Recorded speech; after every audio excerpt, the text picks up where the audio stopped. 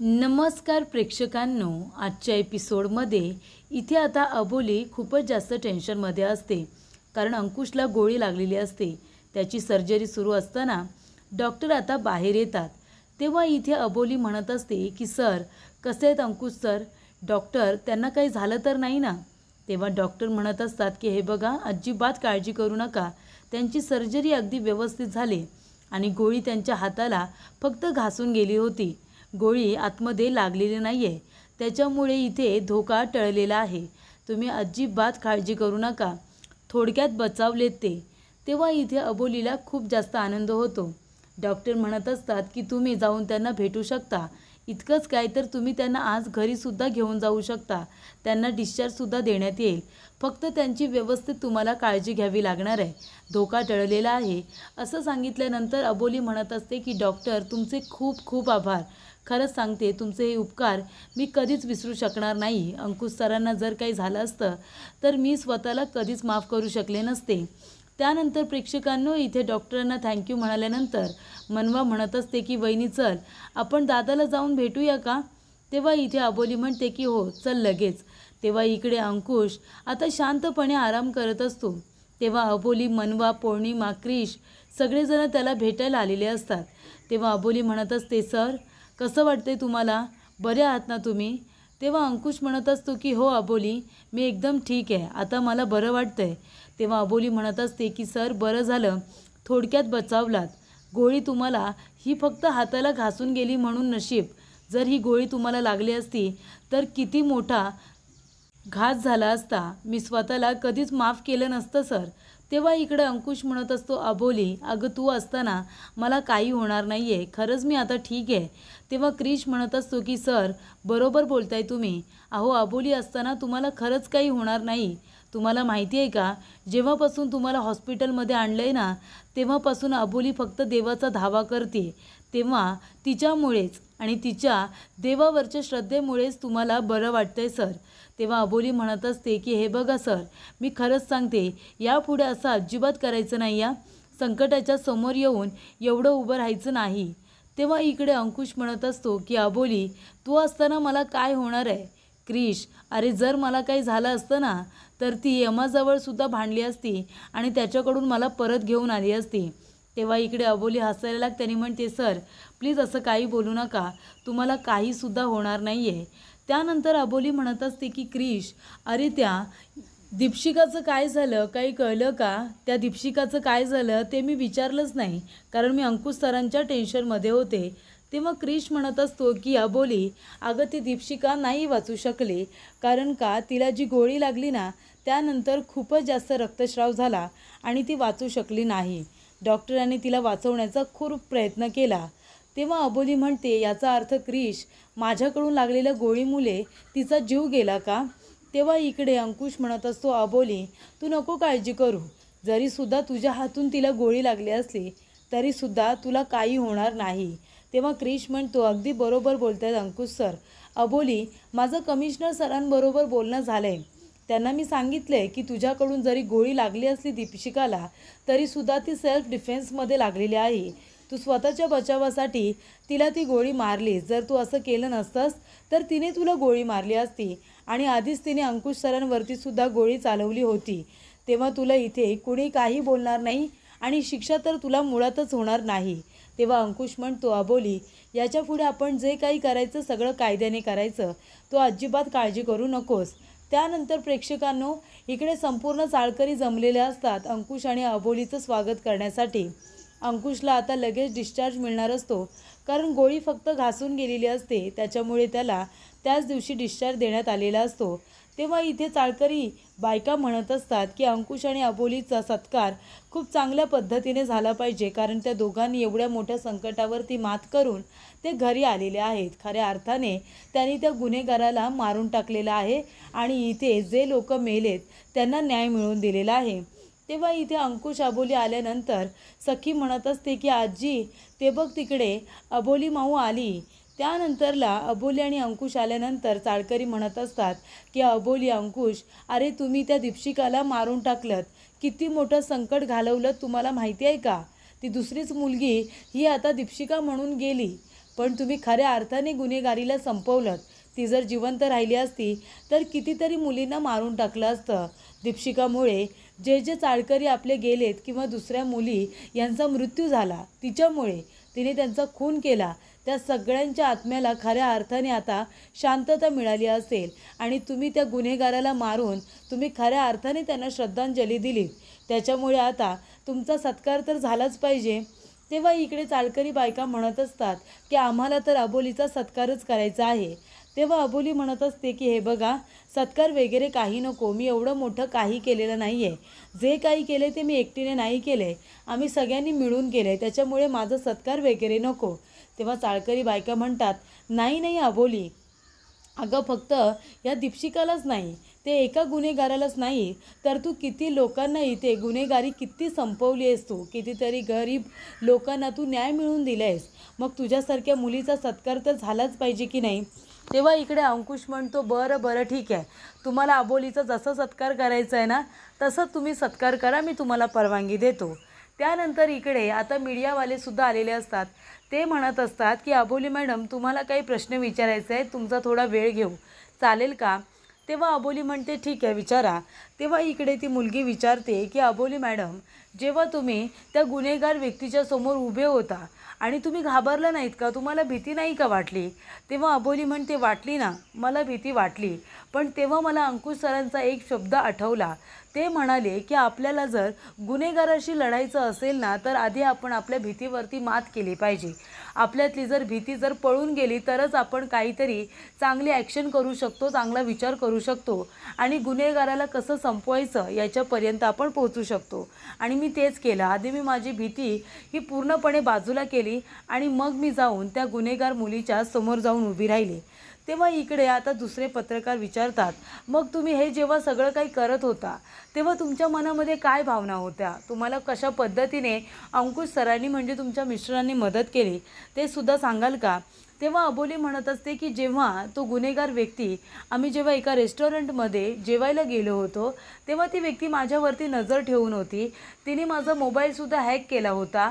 मी जे बोलत होते, मी मोबाईलमध्ये जो नंबर डायल करत होते त्या व्यक्तीपर्यंत सगळं काही पोचत होतं. त्याच्यामुळे मला अंकुश सरांना आता काय इथे घडतंय नेमकं माझ्याबरोबर ते मला सांगता येत नव्हतं. मग मला तेव्हासुद्धा अंकुश सरांनी एक युक्ती दिली होती ती आठवली आणि ती म्हणजे अशी की सरांनी मला सांगितलं होतं की आपण कोड लँग्वेजचा वापर करायचा. आपण अशा काही कोड लँग्वेज ठेवूया ज्याच्यामुळे तू संकटात आहेस किंवा कुठली तरी व्यक्ती तुला त्रास देते हे मला सांगता येईल आणि आम्ही तेव्हा इथे कोड लँग्वेजचा वापर केला. तेव्हा इकडे अबोली म्हणते की मला प्रत्येक माझ्या केसमध्ये, प्रत्येक संकटामध्ये मला अंकुश सरांनी, त्याचबरोबर माझ्यावरती आईसारखं प्रेम करणाऱ्या माझ्या सासूबाई, प्रत्येक वेळेला त्यांनी मला सपोर्ट केला आहे. भावासारखा खंबीरपणे माझ्या पाठीशी उभा होता तो म्हणजे क्रिश आणि त्याचबरोबर माझी नणंद, तिनेसुद्धा मला प्रत्येक वेळेला सपोर्ट केला आहे, ती म्हणजे राघू. तेव्हा इकडे मनवाला वाईट वाटतं कारण अबोली राघूचं नाव घेते. तर इकडे अबोली म्हणते की माझी नणंद राघू आता जरी ती आमच्यावरती रागवली असली, इथे ती नसली तरीसुद्धा तिने प्रत्येक वेळेला जेव्हा मी वकील होणार होते प्रत्येक वेळेला तिने मला सपोर्ट केला होता. त्यामुळे या सगळ्यांची मी आभारी आहे, यांच्यामुळे मी काहीही करू शकले नसते असं अबोली म्हणते. त्यानंतर प्रेक्षकांनो एका गोडाऊनमध्ये एक माणूस आपली सायकल वगैरे घेऊन येतो आणि त्या सायकलीवर काय असतं, जर तो इकडे आता गोड मेवा विकला जातो. ती गोड मेवा सायकलवरून जो माणूस विकत असतो तो आता एका गोडाऊनसारख्या जागेमध्ये येतो. सायकलसुद्धा आतमध्ये लावतो. त्यानंतरला एक पिशवी काढतो. त्या पिशवीमध्ये खूप सारी हत्यारं असतात आणि तो माणूस आता जाऊन नळाखाली बसतो. नळाखाली बसल्यानंतर तो आपले हात स्वच्छ धुवून घेतो. त्याच्या आधी तो पाणीसुद्धा पितो. पाणी वगैरे प्यायल्यानंतर नळाखाली जाऊन बसतो. नळाखाली गेल्यानंतर तो आपले हात अगदी व्यवस्थितरित्या धुवून काढतो. हात धुतल्यानंतर त्याच्या हाताला रक्त लागलेलं असतं. ते रक्त व्यवस्थित तो क्लीन करतो. त्यानंतर जी आता पिशवी त्याने बाजूला घेतलेली असते ती तो पिशवी घेतो आणि त्याच्यामध्ये वेगवेगळी हत्यारं असतात. ती हत्यारं तो नळाच्या पाण्याखाली धुवून काढत असतो. त्याच्या हाताला, त्याच्या हत्यारांना खूप सारं रक्त लागलेलं असतं. त्यामुळे तो माणूस आता हत्यारं धुवून काढतो, आपला हात धुवून काढतो. त्याच्यानंतरला सगळी हत्यारं वगैरे धुतल्यानंतर तो पुन्हा ती त्या पिशवीमध्ये बांधून त्या सायकलवरती ठेवून देतो. सायकलवरती ठेवून दिल्यानंतर तो इकडे सिट्टी वगैरे वाजवत तो माणूस आता तिथून बाहेर पडतो आणि दरवाजा वाजवून लॉक करून घेतो. त्यानंतर प्रेक्षकांनो, इकडे अंकुशच्या हाताला जी काही जखम झालेली असते ती अजून दुखतच असते. तो फ्रेश वगैरे झालेला असतो. त्यानंतर अबोली छान तयार होऊन आलेली असते. अबोलीसुद्धा घरामधून सगळीकडे आता धूप फिरवते आणि ती रूममध्ये सुद्धा येते. रूममध्ये सुद्धा सगळीकडे ती धूप फिरवते. तेव्हा अंकुश म्हणत असतो, अबोली अगं हे तू आता कधीपासून करायला लागलीस? तेव्हा अबोली म्हणत असते की हो सर, आतापर्यंत मी करत नव्हते, पण आजी आई या दोघीजणी करायच्या की नाही, आणि आई तर अजूनसुद्धा करतात, मग त्यांचीच परंपरा आता मी पुढे घेऊन जाते. आणि सर, तुम्हालासुद्धा धुपाचा वास आवडतो की नाही, म्हणून मी हे सगळं करते. तेव्हा अंकुश म्हणतो, अगदी बरोबर, मला धुपाचा वास खरंच खूप आवडतो. तेव्हा अबोली म्हणत असते की सर, खरं खरं सांगा, तुम्हाला आता बरं वाटते ना सर? तुमचा हात दुखत तर नाही आहे ना? तेव्हा अबोली इथे खूपच काळजीने विचारत असते. तेव्हा अंकुश म्हणतो, नाही अबोली, मी खरंच सांगतोय, मला आता बरं वाटतंय, तू अजिबात टेन्शन घेऊ नकोस. तेव्हा अबोली म्हणते, सर मी तुम्हाला सांगू शकत नाही, तुम्ही माझ्यासाठी माझं सर्वस्व आहात, तुम्ही माझ्यासाठी माझं सगळं आहात. तुम्हाला काही झालं ना सर, तर मी अजिबात जिवंत राहू शकत नाही. नाही सर, देवाच्या दयेने तुम्हाला काही झालं नाही, पण मी खरंच सांगते अगदी मनापासून, जर न जाऊ तुम्हाला कधी काही झालं ना सर, तर मी तुमच्याशिवाय जिवंत राहू शकणार नाही आहे. तुम्हाला कधीच काही व्हायला नको, पण तरीसुद्धा मी म्हणते, तुम्हाला जर काही झालं तर मी तुमच्यानंतर जिवंतसुद्धा राहू शकणार नाही. तेव्हा अंकुश म्हणतो, अबोली हे बघ, असं बोलायचं नाही, मी खरंच सांगतोय अबोली, म्हणजे ज्या वेळेला मला गोळी लागली ना, एका क्षणासाठी मी घाबरलो होतो. मला असं वाटलं होतं की आता माझं काय होणार आहे काय माहिती नाही. तेव्हा अबोली म्हणते, सर अजिबात असं बोलायचं नाही. आता तर तुम्ही बाबा होणार आहात की नाही, मग तोंडातून असे शब्द काढायचे नाही. तेव्हा अंकुश म्हणतो, तेव्हाच तर अबोली, मी घाबरलो होतो तुझ्यासाठी नाही गं, मी बाळासाठीच घाबरलो होतो. एवढ्या वर्षानंतर आपल्या आयुष्यामध्ये इतका मोठा आनंद आला आहे. तेव्हा इकडे अंकुश म्हणतो, जर मला काही झालं असतं तर मी विचार केला, मी बाळाला कधी बघूच शकलो नसतो ना.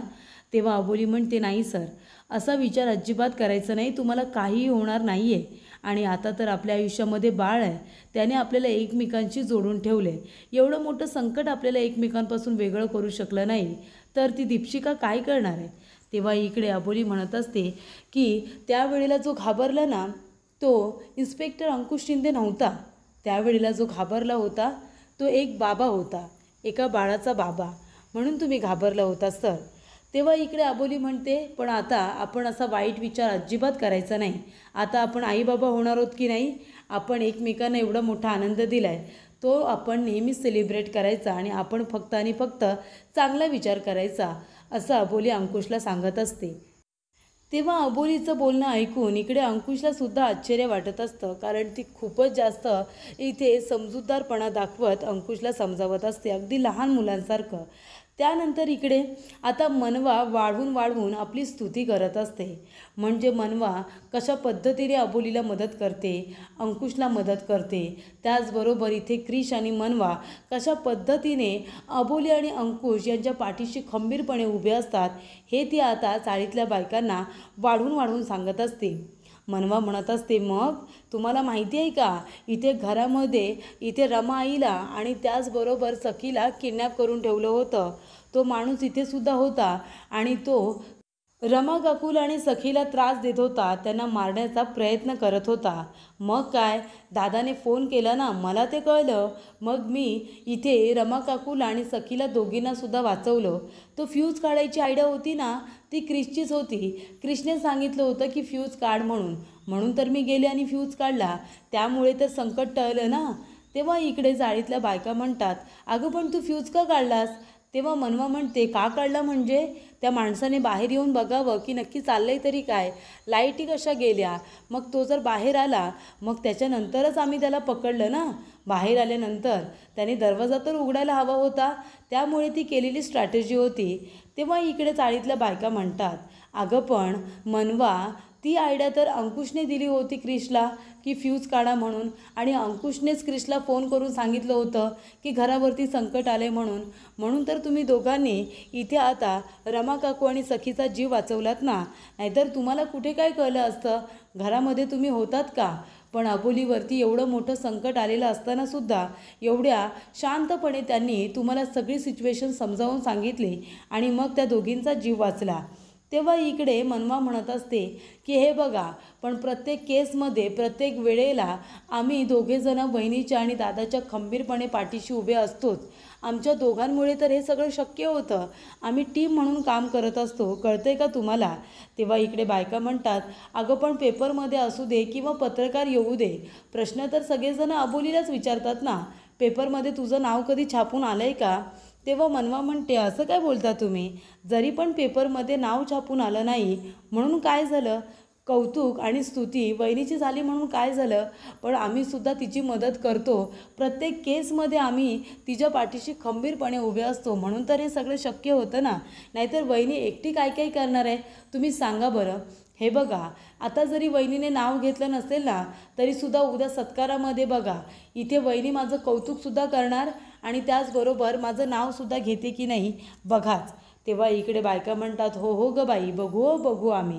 तर इकडे मनवाला आता पूर्णपणे विश्वास असतो की सत्कार जेव्हा अबोलीचा होईल तेव्हा ती मनवाचं भरभरून कौतुक करेल की कशा पद्धतीने मनवानेसुद्धा अबोलीला मदत केलेली आहे. त्यानंतर प्रेक्षकांनो इकडे आता अबोली बाहेर येते. तेव्हा सखी आणि पौर्णिमा म्हणत असतात. सखी लगेच म्हणते की आई ती बघ माऊ आली. तेव्हा पौर्णिमा म्हणत असते की अबोली हे घे तुझ्यासाठी छोटंसं गिफ्ट. तेव्हा अबोली म्हणत असते की हे काय साडी. पौर्णिमा अगं याची काय गरज होती. तेव्हा पौर्णिमा म्हणत असते की अबोली ही साडी उद्या तुझा जेव्हा सत्कार आहे ना तेव्हा सत्कारासाठी नेस. तेव्हा अबोली म्हणते की पौर्णिमा खरंच साडी वगैरे याची गरज नव्हती ग. तेव्हा पौर्णिमा म्हणत असते, असू दे का अबोली, तू माझ्यासाठी आणि माझ्या सखीसाठी किती आणि काय काय केलेस. आम्ही मायलेकी तुझ्यासाठी थोडंसं काहीतरी करतोय तर नाही म्हणू नकोस. आमच्या मायलेकींकडून हे छोटंसं गिफ्ट तुझ्यासाठी घे ना. तेव्हा इकडे अबोली ती साडी बघते. तेव्हा मानसी इथे आता म्हणत असते की वहिनी अगं किती छान साडी आहे, तुझ्यावरती खूपच जास्त खुलून दिसेल. तेव्हा इकडे अबोली म्हणत असते की सर मी काय म्हणते, आपण सत्कार वगैरे थोडा दिवस बाजूला ठेवूया ना, खरंच याची काही गरज नाही आहे. तेव्हा अंकुश म्हणत असतो की अबोली अगं चाळकरी एवढं उत्साहाने तुझा सत्कार करताय तर नाही कशाला म्हणतेस, त्यांचं मन दुखू नकोस, त्यांना जे काही करायचं आहे ते करू देत ना. तेव्हा अबोली म्हणते बरं ठीक आहे सर. त्यानंतर इकडे आता मनवाला ती साडी खूप आवडलेली असते, ती कौतुकसुद्धा करते. तर इथे पौर्णिमाने अंकुशसाठी सुद्धा छोटंसं गिफ्ट आणलेलं असतं. ती म्हणते की अंकुश सर हे तुमच्यासाठी. तेव्हा अंकुश म्हणतो की पौर्णिमा अगं माझ्यासाठी कशाला, हे सगळं करायची खरंच काही गरज नाही आहे. तेव्हा पौर्णिमा म्हणते असू दे सर, तुम्ही दोघांनी आमच्यासाठी खूप काही केले. तर पुढील भागामध्ये आपण बघूया. इकडे आता तो सायकलवरून माणूस जात असतो. दोन मुली आता तिथून येत असतात. तेव्हा तो सायकलवाला उभा राहतो. त्याच्याकडे असणारं खाऊ तो त्या मुलींना देतो. त्या मुलींना ते खाऊ दिल्यानंतर त्या मुली म्हणतात थँक्यू काका, आणि त्या मुली आता त्या माणसाकडे बघतात. तेव्हा तो माणूस आता त्यांना ते खाऊ वगैरे देतो आणि त्यांच्या डोळ्यांमध्ये बघतो आणि त्यांना इथे जणू काही भुरळ पाडण्याचं काम करत असतो, त्यांच्यावरती मोहिनी टाकण्याचं काम करत असतो. तो डोळ्यांनी तो माणूस आता त्या मुलींना वश करतो. त्यातली एक मुलगी त्या माणसाकडे बघतच राहते आणि तेव्हा तो माणूस आपले एक हत्यार काढतो. हत्यार काढल्यानंतर त्या मुलीला तो मारून टाकतो. त्या मुलीला खाऊ देऊन तिला आपल्या वशमध्ये करून त्या मुलीला तो मारूनसुद्धा टाकतो.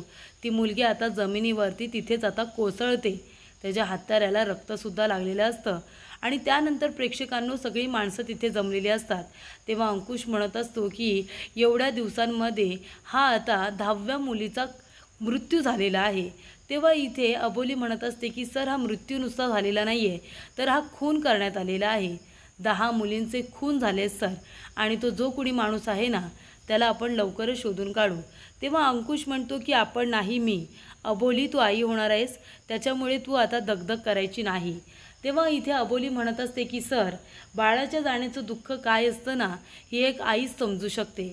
त्याच्यामुळे आता एवढ्या आईंचे बाळ गेलेले आहेत, तर आता एक आई खंबीरपणे उभी राहणार आणि त्याच्यामुळे आता मी या सर्व मुलींना न्याय मिळवून देण्याचं काम करणार आणि त्या गुन्हेगाराला सुद्धा लवकरात लवकर पकडण्यामध्ये मी तुमची मदत करणार आहे सर. आणि हे करण्यासाठी एक आई अगदी खमकी आहे असं अबोली म्हणते आणि ती आपल्या पोटाला हात लावून आपल्या बाळाला सुद्धा हे सगळं सांगत असते.